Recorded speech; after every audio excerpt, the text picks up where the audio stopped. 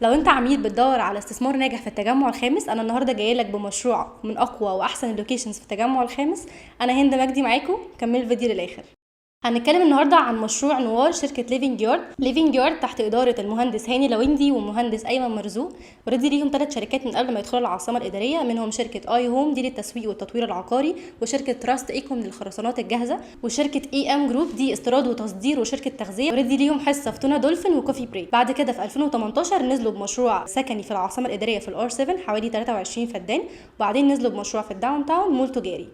بعدين قرروا ان هم ينزلوا التجمع الخامس باقوى واحسن اللوكيشنز في التجمع الخامس على شمال كايرو فيستيفال سيتي وفي ظهر داون تاون مول. نزلوا بقطعه ارض 3200 ارضي واربع ادوار، ارضي واول تجاري، كله بيبقى دوبلكسات، مساحات بتبدا من 190 متر، ومن الثاني لحد الرابع بيبقى اداري فقط، مكاتب اداريه، مساحات بتبدا من 47 متر، وسعر متر 71,000. الاستشاري الهندسي بتاع المشروع هو ياسر البلتاجي، اشهر اعماله واخر اعماله هو ابراج العالمين. كل اليونتس بتاعت المشروع دايركت على 90 الشمالي، مفيش ولا يونت خلفي. هنتكلم دلوقتي البيمنت بتاعتنا 10% والباقي على 3 سنين بناخد ديسكاونت 10%، او 15% والباقي على 4 سنين بناخد ديسكاونت 5%. اوريدي في كذا بيمنت، تمام المشروع سنتين. لو حابين تعرفوا اي تفاصيل تانية عن المشروع وشركه الاداره وازاي استثمارنا هيبقى ناجح، تقدروا تكلمونا على الارقام اللي هتظهر قدامكم على الشاشه دلوقتي.